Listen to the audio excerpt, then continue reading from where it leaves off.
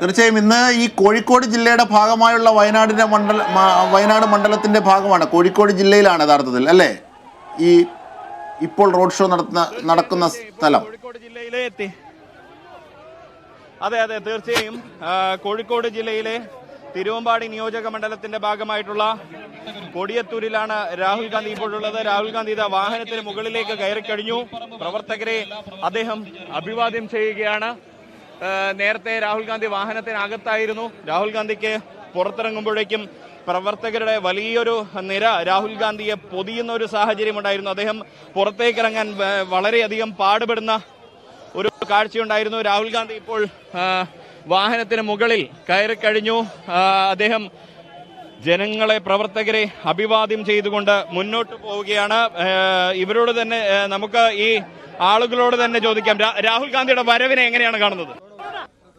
സംഭവമായിട്ടാ കാണുന്നത്, വലിയൊരു സംഭവമായിട്ടും ആവേശത്തിലാണ്. ഇത്തവണ രാഹുൽ ഗാന്ധിക്ക് എങ്ങനെയായിരിക്കും ഭൂരിപക്ഷം ഉണ്ടാവുക? കഴിഞ്ഞ ഭൂരിപക്ഷം കൂടുന്നതാണ് അഭിപ്രായം. ആനി രാജയാണ് എതിരാളിയായിട്ട് വന്നിരിക്കുന്നത്.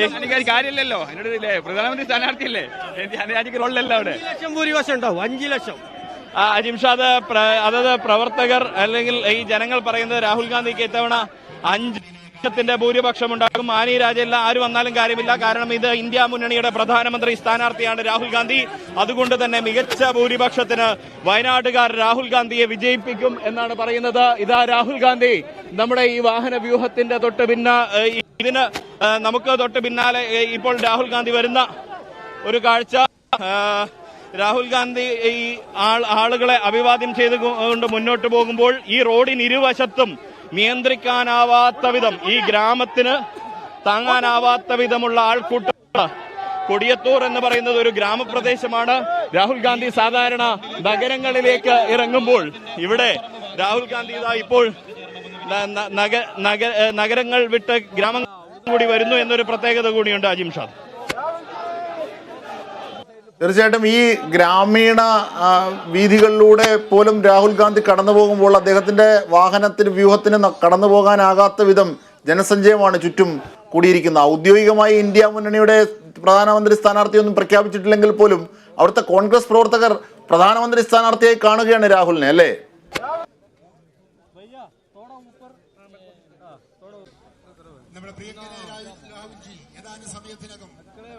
തിരുവമ്പാടി മണ്ഡലത്തിൽ ഉൾപ്പെടുന്ന, നിയമസഭാ മണ്ഡലത്തിൽ ഉൾപ്പെടുന്ന കൊടിയത്തൂരിലാണ് ഇപ്പോൾ രാഹുൽ ഗാന്ധി റോഡ് ഷോ നടത്തുന്നത്. വയനാട് ലോക്സഭാ മണ്ഡലത്തിന്റെ ഭാഗം കൂടിയാണ് കോഴിക്കോട് ജില്ലയിൽ ഉൾപ്പെടുന്ന ഈ പ്രദേശം. ഇവിടുത്തെ ഗ്രാമീണ വീതിയിൽ കൂടിയാണ് ഇപ്പോൾ രാഹുൽ ഗാന്ധിയുടെ റോഡ് ഷോ കടന്നു പോകുന്നത്. ഇത്തവണയും അദ്ദേഹത്തിനെ അനുഗമിക്കാൻ വലിയ പ്രവർത്തകരുടെയും അനുഭാവികളുടെയും അഭ്യുദയാകാംക്ഷികളുടെയും ഒക്കെ ഒരു വലിയ സംഘം തന്നെ അദ്ദേഹത്തോടൊപ്പമുണ്ട്. അദ്ദേഹത്തിൻ്റെ റോഡ് ഷോയ്ക്ക് വലിയ ജനപിന്തുണയാണ് ലഭിക്കുന്നതെന്ന് ഈ കാഴ്ചകൾ തന്നെ, ഈ തത്സമയ കാഴ്ചകൾ തന്നെ വ്യക്തമാക്കുന്നതാണ്. പക്ഷേ ഇത്തവണയും നേരത്തെ വിവാദങ്ങൾ ഉണ്ടായതുപോലെ കൊടിയോ തോരണങ്ങളോ മറ്റും ഒന്നും കാണാനില്ല. ഘടകകക്ഷികളുടെയോ കോൺഗ്രസിൻ്റെയോ ഒന്നും പതാകകൾ രാഹുൽ ഗാന്ധിക്ക് അകമ്പടിയായി റോഡ് ഷോയ്ക്ക് ഇത്തവണയും ഇല്ല എന്നുള്ള പ്രത്യേകത കൂടി അടിവരയിടേണ്ടതുണ്ട്. എന്തായിരുന്നാലും രാഷ്ട്രീയ എതിരാളികളൊക്കെ അതൊരു വലിയ വിഷയമാക്കി ഉയർത്തിയതാണ് എന്നതിൻ്റെ അർത്ഥത്തിൽ കൂടി